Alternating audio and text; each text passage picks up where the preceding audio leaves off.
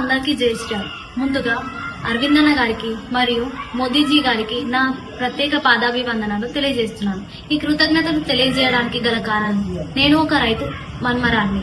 మా తాతలు కలలు కన్నా పసుపు బోర్డు కళను నెరవేర్చడానికి కృషి చేసిన అరవిందన్న గారికి నా ధన్యవాదాలు. మరో రైతు బిడ్డగా పల్లె గంగన్న గారికి చైర్మన్ పదవి ఇచ్చినందుకు నా ప్రత్యేక ధన్యవాదాలు కోరుతున్నాను. ఇప్పటిదాకా నాకు ఓటు హక్కు లేదు. నా మొదటి ఓటు నుంచి చివరి ఓటు వరకు నేను ఎవరికి వేయాలో నిర్ణయించుకున్నాను. అందరికీ జై శ్రీరామ్. ధన్యవాదాలు.